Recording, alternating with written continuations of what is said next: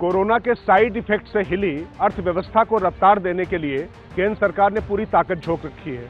PM Modi ने खुद लाल फीताशाही को सिर्फ उद्योगपतियों और निवेशकों की मदद करने को कहा है ताकि उनका काम तेजी से बढ़े और देश में रोजगार बढ़े। लेकिन उनकी इस मुहिम के खिलाफ उनका ही एक राज्य आ गया है और वहां पर गठबंधन की गठरी ईज ऑफ डूइंग बिजनेस पर बोझ बनने लग गई है और उस राज्य का नाम है हरियाणा।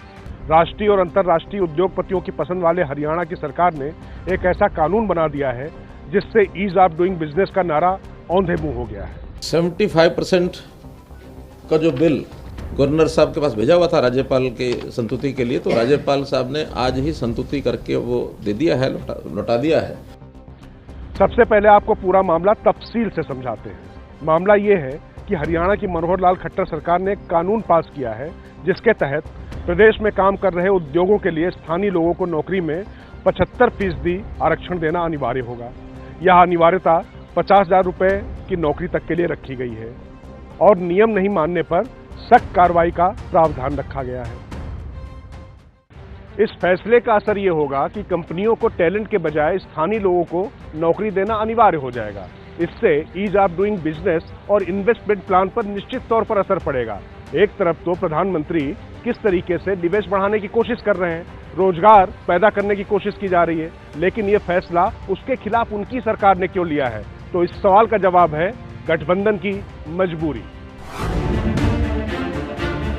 दरअसल खट्टर सरकार ने इस कानून को उप मुख्यमंत्री दुष्यंत चौटाला और उनकी पार्टी जेजेपी के दबाव में पास किया है। अब सवाल ये उठता है कि जेजेपी के साथ गठबंधन करके सत्ता में आई बीजेपी आखिर इतना मजबूर कैसे हो गई कि उन्हें ऐसा कानून बनाने के लिए मजबूर होना पड़ा जो प्रधानमंत्री के आर्थिक विजन को ही चुनौती देता हो।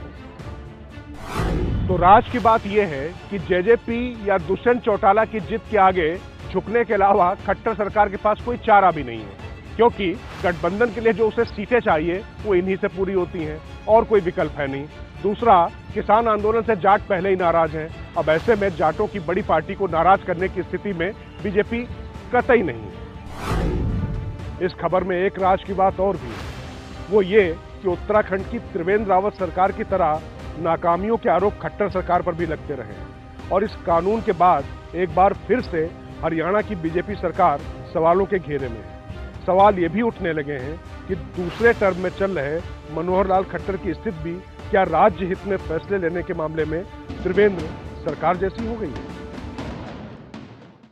इन सवालों के जवाब वक्त और सियासी कहासुनी के दौरान आपको आगे जरूर मिल जाएंगे, लेकिन एक बात जरूर साफ हो गई है कि इस फैसले से इन्वेस्टमेंट, बिजनेस और बिजनेसमैन सब पर नकारात्मक असर पड़ेगा और साथ ही खट्टर सरकार की सूझबूझ पर भी सवाल उठेंगे, क्योंकि ऐसे समय में जब ईज ऑफ डूइंग बिजनेस की सबसे ज्यादा जरूरत है, वैसे में गठबंधन के दबाव में देश और प्रदेश के आर्थिक हितों के विरुद्ध ये फैसला लिया गया है।